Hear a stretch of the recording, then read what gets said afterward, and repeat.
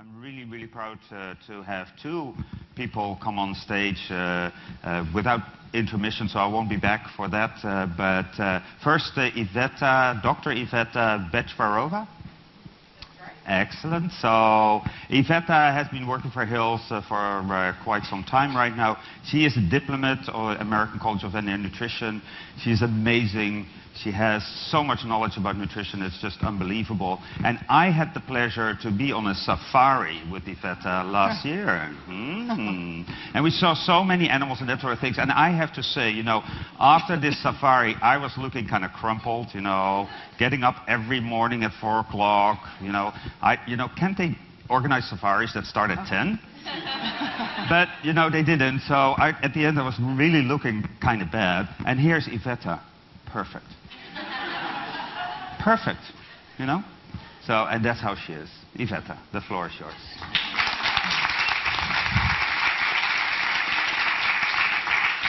Thank you so much, Yola, for a very nice introduction.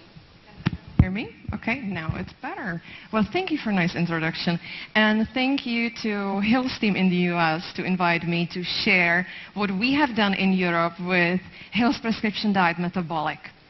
It's different geography. I know I have some European colleagues among the crowd, so I'm really proud to say what we have done there with this amazing product. So the title of this lecture is kind of long. Why is it long? This is actually a research abstract, so I don't want to disappoint you, but there's a lot of cool information in it. And it was presented at ECVIM Congress last year. So if you have been there, maybe you have attended this lecture. But if not, please listen, because it's going to get really cool. So the title says Effectiveness of a New Dietetic Food. And that food is Hill's Prescription Diet Metabolic. We were looking at this and how it manages the weight, obese overweight condition, weight loss, and maintenance of this new weight. And I have to say that we have done this project with a large number of cats, and there were a lot of people involved. And we actually did that in the collaboration with researchers from Virginia, Maryland Regional College of Veterinary Medicine. So, yeah, go Hokies. I'm going to say that Susan has set up the stage for me just beautifully. Thank you, Susan. Because this is a very frustrating condition we have to deal with. And I will tell you, there is not many publications in the literature which are looking at strategies for weight management in cats in client-owned typical household settings. So I'm very happy to present this because this is one of the few studies which are looking at a large number of cats relatively long term. So let's look at what we did and why we did that. Well, first of all, there was this new product, Metabolic, which was designed using nutrigenomic technology. So there are nutrients in this diet which can change gene expression. And these are the genes which are involved in amino acid, fat, and glucose metabolism. And all those genes drive basal metabolic rate, energy expenditure, buildup of body fat, adiposity, lean muscle mass. So why not look at this cool diet in a different geography like Europe? So our objectives really were for this study twofold. The first one was to evaluate weight loss as well as weight maintenance in these cats, because not only we want them to lose weight, but this is when it starts to be interesting. How can we keep that weight off long term? So that was part of our first objective. And the next one, I think, is equally important, and this is to look at owners' perception of the cat's quality of life. Do we have any diagnostic tests to look at cat's quality of life? Do we have any blood work parameter, how to measure it? This is really tough to measure. If you read literature, there's not much about this at all. So we really wanted specifically to ask owners of these cats how they subjectively evaluate quality of life at the obese state and what happens after weight loss. And we did that, and I will share those results with you just shortly. You will agree, as Susan alluded, that the perception of owners about their cats to be overweight and obese is rather limited. And I would suspect that a lot of owners of obese cat will never feel that the quality of life of their cat is diminished, and they are not sure even if it can be better until they see the difference afterwards.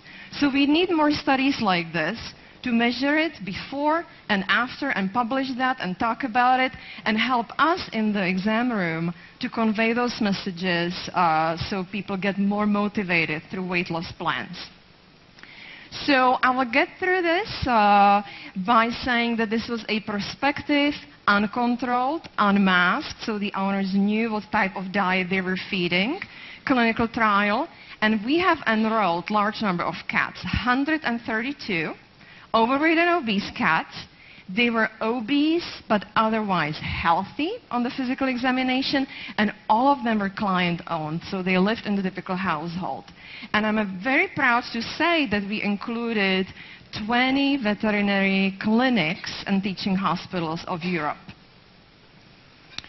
So what did we do at the beginning? First of all, each cat got physical examination and screening nutritional assessment using the global nutrition guidelines.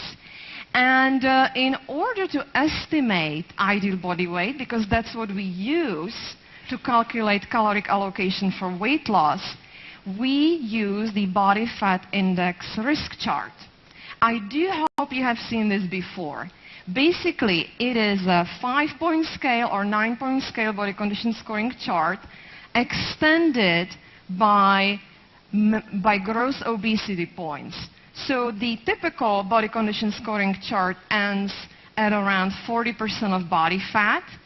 And Hills, in the collaboration with researchers at University of Tennessee, have extended this for our morbidly obese cats and dogs as well. So this scale is scientifically validated, and you can use this, similar to typical body condition scoring chart, to evaluate body fat. And then once you have percentage of body fat and the actual weight of the cat, you can derive what the ideal body weight is, and this is what you plug into your caloric allocation calculation for weight loss. So let's look what else we did. While that caloric allocation was calculated as 80% of resting energy requirement for this ideal body weight, because these are cats, so we actually need to feed them quite a low calorie amount for weight loss. And the diet, as I said, is prescription diet metabolic feline dry. This is a high protein, restricted fat diet. And what was the feeding management guidelines? We learned how important these are, and I'm so relieved that we actually never used volume measures in this study.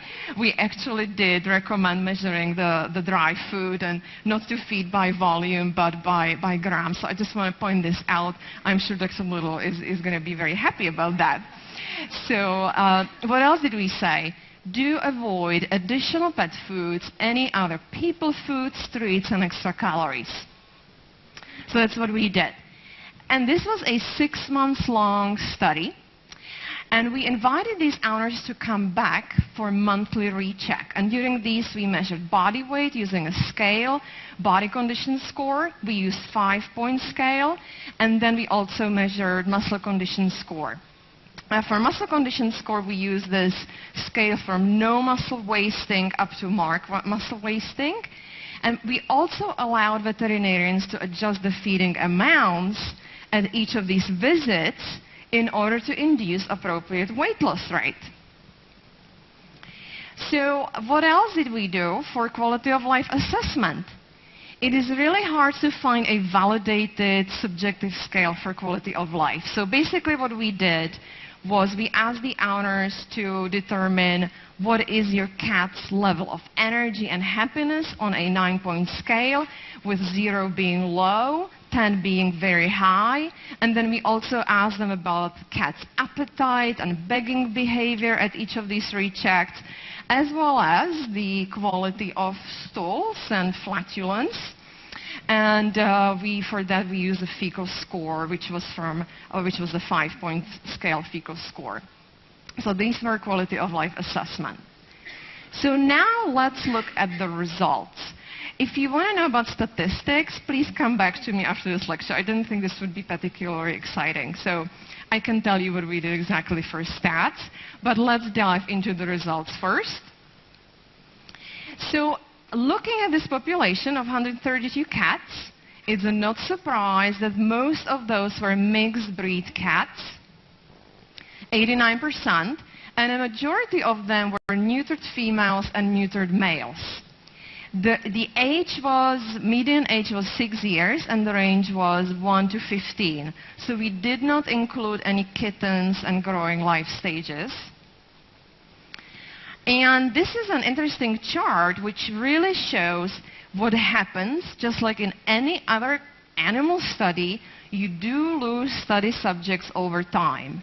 This is inherited to a long time research project, and it was part of our study as well.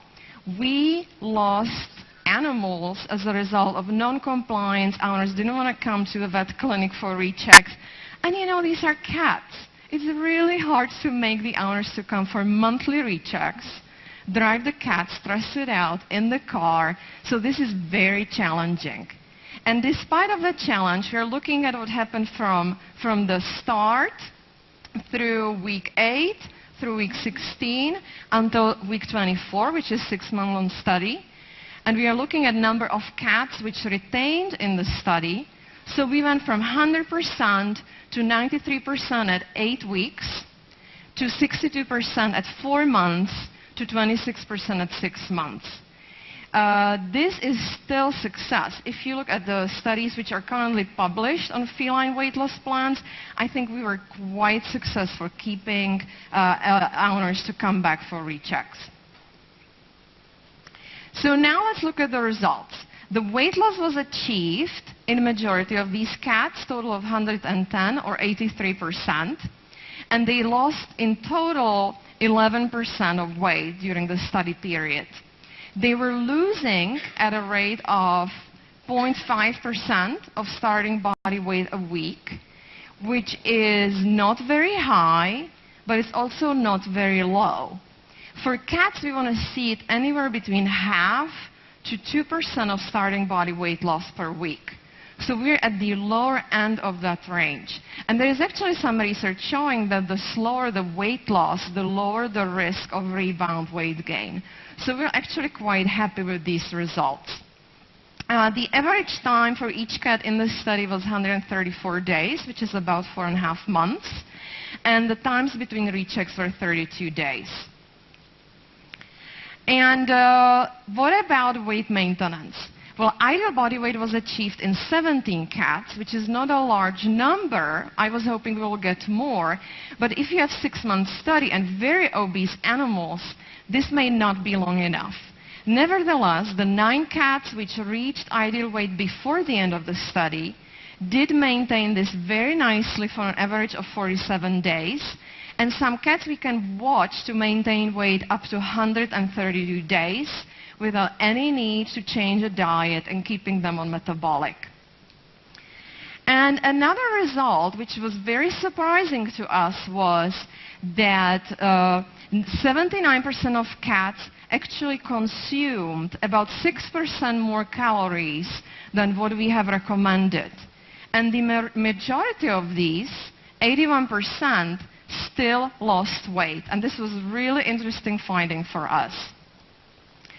Looking at the charts, looking at the body weights, which is the blue line, muscle condition score, the red, and body condition score, you can see that both body weight and body condition scores significantly decrease over time compared to the baseline.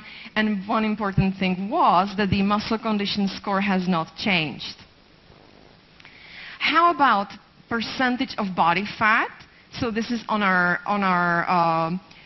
Y chart. Percentage of body fat again progressively decreased over time, and it became significant by week 8 of the study. So we're happy to see that. And this is Bart, just to show you one of the cats which was in this study. Bart was domestic short-hair, male-neutered cat, 9-year-old. And Bart's starting weight was 6.4 kilograms, and his body fat index was 40%.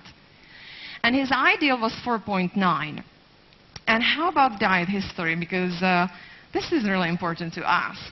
We need to know what they have been feeding in order to recommend proper diet. Well, they have been feeding Hill's RD and Royal Canin fiber response dry diets, and they were feeding them free choice. So we could not really calculate how much calories Bart was getting. And this was not enough. They added a science plan pouch, 1 a day, in addition to free choice dry food. And the Bart ended up with this high body fat percentage. So we did BFI index, and we evaluated what his ideal weight is, and then calculated that he needs to get 55 grams of metabolic a day for weight loss. And this is what happened 6 months later. So Bart has gone to weight of 5.4 kilograms. His body fat index was 20%.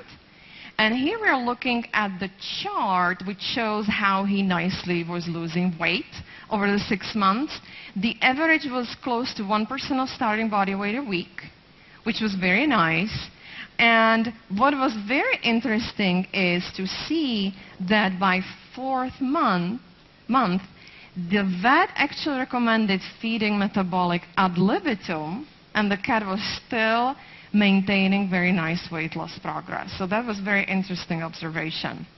Very interesting case to share. But he looked terrific, and he actually lost about 50% of starting body fat during the study period. So this is one of the really nice cases that demonstrate how it worked. How about quality of life? We're looking at the energy, happiness, appetite, and begging behavior. And we are seeing no changes in begging and appetite, but we are seeing increases in cat's energy and happiness. And so moving on is our discussion on what actually this means. So for weight loss, first of all, they lost weight despite of eating more calories. How could this be possible? The first explanation would be that those 6% may not be high enough to retard the weight loss progress. But another explanation, and we're learning about this even more, is that metabolic is designed using nutrigenomic technology. And these are results of heat map or gene expression on cats at Pet Nutrition Center that are fed metabolic. And here you can see the gene expression at the obese state looks very different, almost reversed to what happens at the end of weight loss and weight maintenance. And there is one study which was published at ACVI, which was presented at ACVIM, which demonstrated that actually cats which were fed metabolic for weight loss and then for weight maintenance, at the end of weight maintenance periods, they ate about 35 to 55% more calories than the adiposity matched controls, cats which were kept to remain obese.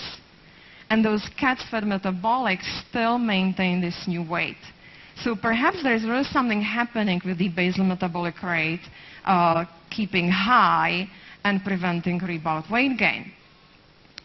All cats which achieved ideal weight, even though it was a small number, maintained this very nicely. I wish we had more of those, but the study would have to be a little longer for that. So maybe next time. And for the quality of life, this is really important. So this is first time when we are going to report on increased energy and happiness. This is first time to my knowledge this has been reported. And for not seeing increased appetite and begging behavior, that is great. Because you would expect that they start to eat more, beg for food, but we really did not see that effect. And so, in the summary, I want you to remember, this study included large number of cats, 132. This was 6 months long study. Majority of cats lost weight at the rate of 0.5% of starting body weight a week. And these cats, actually, majority of them ate more, little more than what we recommended, and still lost weight. So in conclusion, the effectiveness of this food really went through and tested positively. It was effective. There were no side effects noted, and the cats lost weight very nicely. And I will tell you that ever since we launched Metabolic, since 2013, there are so many cats globally which have done beautifully on this diet, and I would welcome any comments you have to share with us to see how this is going. So this is it from me for now. And I'm actually not going to let Yola to come back because I wanted to introduce a very dear colleague of mine. If you have any questions, please hold on to them because it will be available for panel discussion. So the next of our speakers is Heather Burst. Heather has prepared a wonderful presentation for you to discuss obesity and one of the common concurrent conditions. And Heather is professional veterinary consulting veterinarian, and she's responsible for the southeast region of the United States. And when I asked Heather what is really interesting about her, not only she has a lot of knowledge that you will see very soon, but if you like running, she is the person to talk to. Not only she knows a lot, but she can run a lot as well. She's a marathon runner. So I really, I'm very impressed. And if you like marathon, you really need to talk to Heather after our symposium. So Heather, why don't you come on the stage and take the microphone, and let's put your hands together for you. Thank you. Can you guys hear? Yep, that's perfect. Thank you, Iveta, for the introduction. So yeah, I don't know if you guys saw me walking, but I am limping because I have a hip injury from running way too much, but definitely up for running questions. And I'm actually really, really excited to talk to you guys today about a really neat new diet that just came out last week. So I'm going to give you some information behind it and tell you about it in the end as well. But I do have, sadly, I have my dog picture up on the cat day. I currently don't own a cat. I know, boo, she's a, I'll tell you what, she is a Chinese crested rescue from a puppy mill. I was just going to say that. She is like the oddest little dog, and she probably is much more like a cat than a dog. And I think she thinks she's a person, though. Oh, yeah, and she has lots of clothes. My husband said she actually has more clothes than he does, so she definitely has a whole wardrobe. And I'm going to start off the day with being interactive with all of you with a polling question. And I saw that Dr. Little had U.S. numbers, so I'm talking on this slide globally. So if you guys want to say how many cats globally suffer from both feline lower urinary tract disease and obesity. Oh, it's in dollars. Great. There we go. Oh, no. All right. I'm going to forge ahead because I have a lot to cover in a short period of time. Yell out, what did you guys guess? 14. Yay. All right. Whoever said 14 million wins. So, I wish I had prizes. So these are some statistics up here, and similar to what you've seen so far this morning. But they say 60% of cats are overweight or obese. Honestly, I worked in a fairly urban area outside of Philadelphia, and I would say it was probably closer to 80% of cats that walked in the door at my practice. But 60%, I think that probably factors in outdoor cats as well. But then looking at the statistics, there's about 170 million cats globally, about 98 million are overweight or obese, and it means 14 million or 14% have concurrent lower urinary tract disease and obesity. And, you know, how can we maximize weight loss success is the next question. And I know Iveta just presented a fantastic study talking about maximizing weight loss success. And I know all of you guys out there in practices probably have similar stories than I have, where we're not terribly, sadly, successful with these cats. So I have another polling question. Hopefully this one works. But my next question is, at your practice, what percentage of cats successfully lose weight?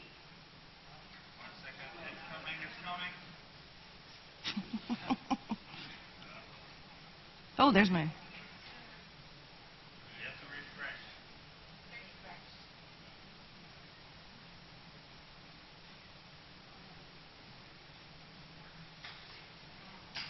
Is it working for you guys? No. Nothing? All right, I'll forge ahead. I had all these great polling questions in here. So we know historically only about 10%. I don't know. What did you just yell out? What did you guys guess? Greater than 90% of my practice. All right, there you go. And that's Yep, absolutely. And we know that's one of the things. But sadly, we know about 90% of weight programs fail. And there's a lot of great weight loss diets out there, and we know they work. They work fantastically, but when you get out in the real world, we know there's so many factors going on that they only work about 10% of the time. And I think if I went around the room, you guys could all share story after story about cats and why they didn't lose weight. I mean, one that pops into my head is a cat that came in. I put this cat actually on RD, and the owner said they gave like a few little treats a day, one or two. I'm like, oh, all right. Cat kept gaining weight. Finally, I said to the owner, can you bring in what you're actually feeding this cat a day? And she was feeding almost an entire bowl full of these treats. It was crazy. But I'm sure you guys, multi-cat households obviously are always a challenge, I think, as well. So I just wanted to highlight a separate study from the one that Avetta just highlighted, but I think another really cool study.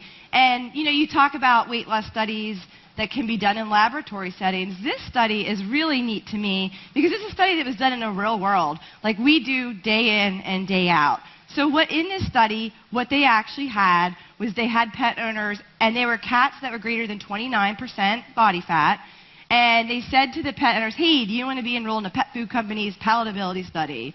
So they were like, sure. And we're like, we get some dry food only. We gave them a measuring cup, told them how much to feed, and sent them home. So very much like we would do, and we did give cups out. We didn't measure. So very much like most of us do in a real-world study, regular 30-minute appointment. And what we had is we had these animals coming back in then for checks. And what we actually found at the end of 2 months were some really amazing results. And I know I have a dog up here too. I'm just going to talk to the cat one at this point though.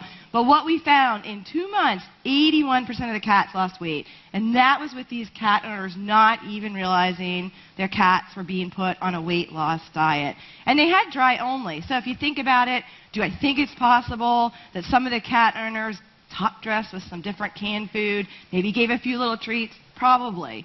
And the weight loss per week was one of the numbers that Avetta also referenced in her study, which is 0.5% of body weight per week, which again is a good rate of weight loss. So really neat study, really exciting. The end of it, we said to the pet owners, hey, you guys, this was a weight loss diet. Your cats did great. 80% said, absolutely, I would recommend this diet to my friends. So, you know, what's the human diet analogy? Just going to spend 1 second on this slide because there's a lot of research and a lot of interesting things. But similar to the Mediterranean diet, so again, a diet that's high in antioxidants, really helps decrease oxidative stress. So what the diet actually was in the study was the Hill's metabolic diet. So it was the same study that Avetta just referenced in her presentation. But how do you talk to a pet owner about that? You know, I think it's really cool, the gene technology, talking about the gene expression. But when I feel like if I go and I say that to a pet owner, they're going to say, what? So I think the easiest, nicest way to talk about metabolic to a pet owner is to say it's a synergistic blend of natural ingredients that changes your pet's unhealthy metabolism to a healthy metabolism. So I think that kind of resonates with them, makes sense to owners. It's really neat ingredients like coconut oil, tomato pumice, flaxseed, carrots. So things that owners kind of look for in their own diets.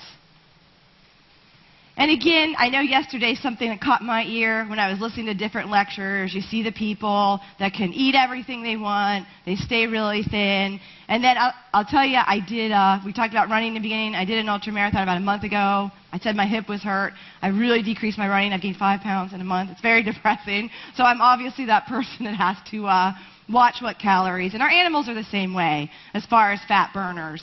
So if you think about it, when you put an animal on the metabolic diet, it makes them more like that person who could kind of go and eat and stay slim. So it makes them, increases their ability to burn fat. So talking about the 4 keys to success with weight management, and we've talked a decent amount about this morning. Diet history, the question I love to ask is, hey, pretend I'm your pet sitter. I'm coming over for the weekend. Tell me what your cat's schedule's like. That's when you get like, oh yeah, it gets a bowl of milk before bed. So you're going to get all those extra little nutrition tips as well. One thing we haven't mentioned too much, I just wanted to mention on this slide, it's really, really important to calculate ideal body weight. So Hills is developed on our website, and there's an app. We worked with University of Tennessee Veterinary School to develop morphometric measurements that you can do on cats to determine their ideal weight. I think it's really nice to do that in front of the owner, really scientific. You can teach your techs to do it. A really value-added resource. We also have charts that you can determine their ideal weight. If you're in a hurry, it's a cat that might not appreciate you guys measuring. Avetta had a picture of those charts on her last slide. Really great resource, but use that to get a goal weight. I think that's really important. So I'm going to switch gears. I have 20 minutes to talk to you guys about a lot, so I know I'm talking a little bit fast, but I want to make sure I get you guys all the good information. So I'm going to switch gears to feline lower urinary tract disease for a second here. And again, Dr. Little already covered this, so I do not need to spend much time on this slide at all. But we all know that cats, especially cats 10 and under, feline idiopathic cystitis is the most common reason they're going to come to your practices with lower urinary tract disease. I still practice some Saturdays at my old practice I worked at outside of Philadelphia, and honestly, inevitably, every time I work, a pet owner calls in, and they're like, hey, my cat's urinating blood, must be a urinary tract infection, can I come and pick antibiotics? And I say, no, you can't, because we know, statistically that's actually pretty unlikely. So, and then you have a lot of education to do with that pet owner. So I wanted to highlight a really great study that I think is really helpful with managing these cats. And it was actually the first study that actually definitively showed the effectiveness of nutrition to manage cats with idiopathic cystitis. So it was done by Dr. Lulich and Dr. Kruger, and what they looked at was a group of cats with feline idiopathic cystitis, and they weren't allowed to be on any drugs or supplements that would alter the idiopathic cystitis beforehand. And they took those cats, and half the cats were put on a control group. And the cats in the control group, it was a very similar, like a grocery store commercial cat food nutrient profile. And the other half of the group was put on CD Multicare. And we followed those cats for a year. And over that year, they were looking for flare-ups of idiopathic cystitis, meaning 2 or more clinical signs over 24 hours.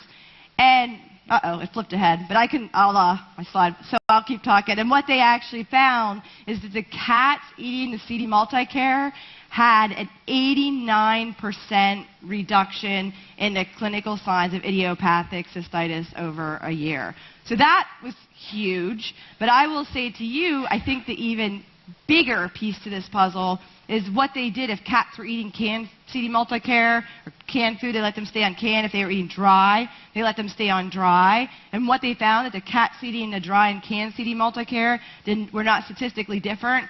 So that being said, I would still say if you can get a cat to eat canned CD Multicare, absolutely. But as we know, cats get really strong texture preferences. You always have those owners, and I used to think they were kind of like, really, when I came into practice, like my cat will only eat the star-shaped food. Do you guys have people like that, on the Meow Mix?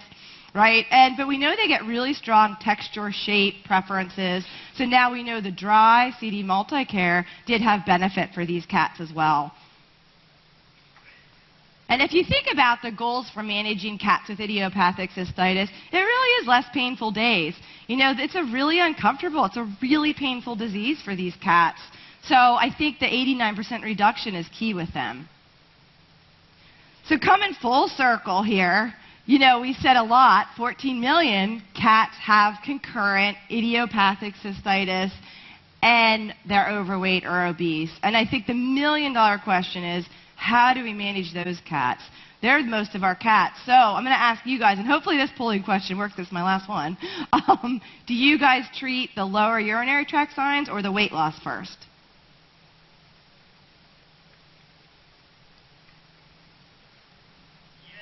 Yay!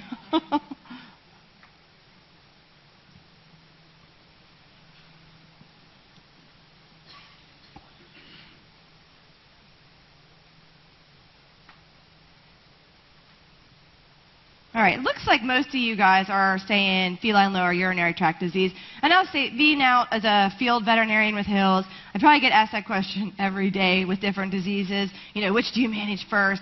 And my generic answer is the most life-threatening disease. And sadly, we actually know a lot of cats get euthanized, turned over to shelters for feline lower urinary tract disease. So I agree with you guys. I would probably go for that as well. So I will say I've been with Hills 9 years. The one thing has been asked, come up to me, come up to my Hills colleagues, is can you guys make us a diet that actually we can have them lose weight and handle the signs of lower urinary tract disease? And I'm really excited to say, it just came out last week, we made it. So what we did is we asked a feline metabolic plus diet. So we've combined the full technology of metabolic with the full technology of CD Multicare. So I want to be clear, it's not just like a CD Multicare light. It is a weight loss diet for cats with lower urinary tract disease. So it is AAFCO approved for maintenance. So the nice thing is a cat can go on it, lose weight while you're managing its lower urinary tract disease, and then it can actually stay on that for maintenance. Great for multi-cat households as well. So with this new diet, what we know is you can get an 89% reduction in the clinical signs of FIC and body weight loss of 11% in 60 days. It also can dissolve struvite uroliths, prevent struvite, and prevent calcium oxalate, so manage FIC and weight loss. The other, I think, really, really fun thing that Hills is doing that I've had so many positive comments out in the field is, have you guys seen our prescription diet stews? If you haven't for dogs and cats, yay, and I love them. I actually had this fantastic story just last week at a hospital, and it was KD, but they were actually, a cat came in to be euthanized with renal disease because they could not get this cat to eat anything. And they actually put down the KD stew and in the room, and his cat came in, and the cat ate it in the exam room on the floor. So that cat actually went home with the KD stew. So again, cats have really particular, texture preferences. So I'm really pleased to see with this new diet, we're able to offer the dry, but we also have 2 different flavors of stews. Really great palatability, because you can make the best diet in the world, but if the animal doesn't eat it, the owners won't feed it. So I can tell you great palatability on it as well.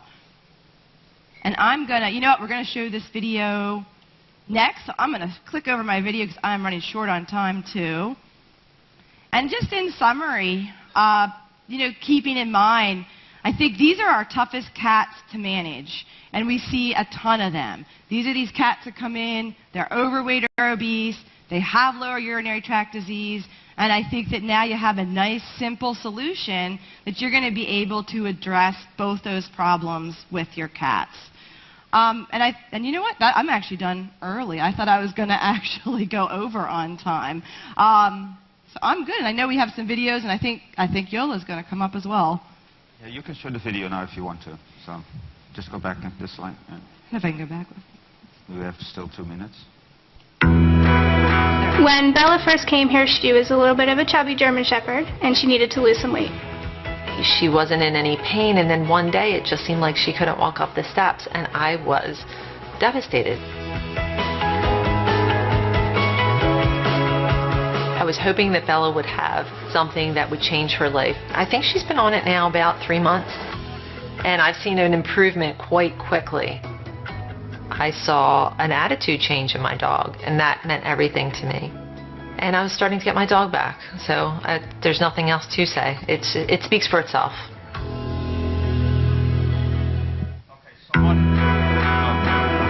When we first started noticing that Shadow was having problems, we were very concerned, and he's like another child to us. We know metabolic works and we know CD works, so I mean, obviously them together, we were pretty confident these pets were going to lose weight and control the urinary signs at the same time. He's lost 2.5 pounds. We have not had one accident. I've never thought I would be so happy to see clumps in my litter box, ever.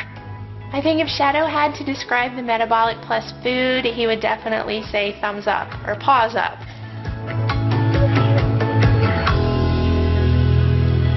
All right, I would like to have a big hand of applause for our two speakers right here.